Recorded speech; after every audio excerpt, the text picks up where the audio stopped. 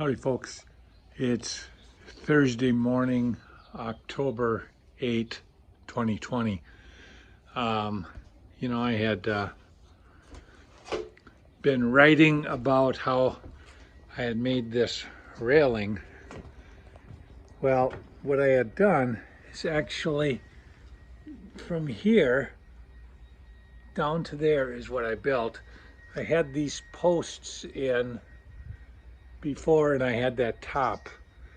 So what I did is I took, this is my cart that I kneel on, but it's also what I'm going to sit on as I video this. So what I did is I built all these spindles and then the apparatus that it goes in. So what I do is I would cut a spindle 1.25 inches by 1.25 inches, and then I had some other pieces that I would pin nail and glue to the bottom. Those are about 3 inches, and to the top. And then you see the board that it attaches to. I had taken and cut a 2x6 down to two boards that were 2 3/8 inches wide, and then I routed it out. If you look, you can see there's a seam right there and there, and what I did is I routed that out so that I could put these spindles in there, and then up on top another 2 3/8 inch board that's routed out. And then to keep them in place, I have them screwed at the top and at the bottom, but then I also put in that piece in between each one that fits in that groove, and that locks everything in nicely as well. So this took quite a bit of time to build, and like my son-in-law Josh says, when I was telling him about it, I said, I built this, and I built it all out of wood that we had around here, and a lot of it was, other than the 2x6, was stuff that was just laying around from the back deck. And he says, I'm not surprised. Everything you do, you get about 100% out of every board you build. So I built this. We put it in on Wednesday, and then this little two-piece section here.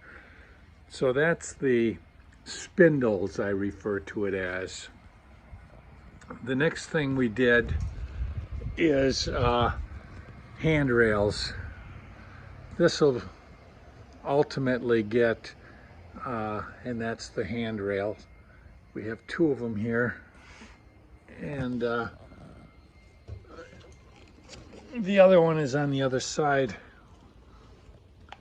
This is sort of temporary, but I wanted people to be able to have a handrail. It's temporary in that, for instance, when that one comes up, there will actually be a return into the house and then a return into the post, and the same on this side.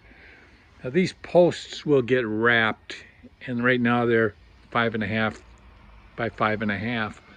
They'll get wrapped with some more wood, and we'll probably trim them out to about 9 inches by 9 inches. And so we'll have to reinstall the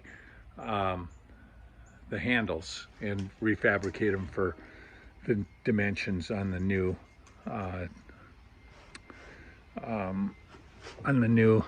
posts. There you see a white sign. I'm not going to get down there because it's difficult for me to navigate the steps quickly, but that's our house sign with the house numbers.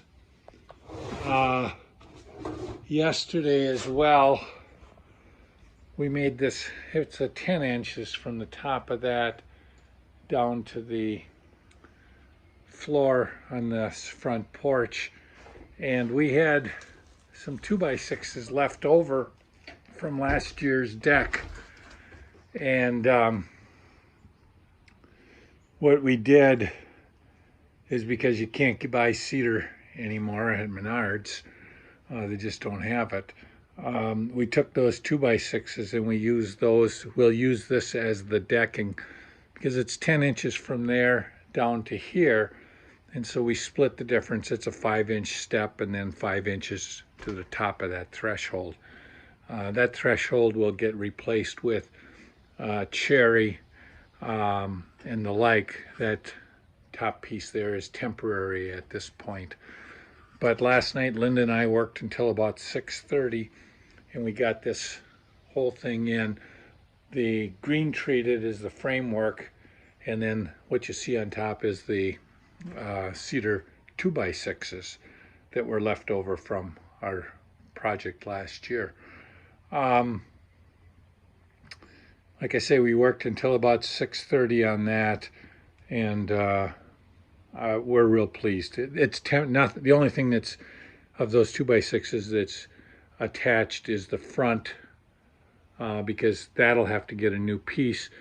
Otherwise, the rest are just sitting on there until she gets back home from her trip with Aaron. So that's what we did on Wednesday. I was real pleased with it. I worked pretty much all day from about 8:30 in the morning until 6:30 at night. Never slept, never took a nap, never laid down. So I'm real pleased with the amount of stamina I had yesterday and how mobile I was and being able to get around. So thanks for following our progress.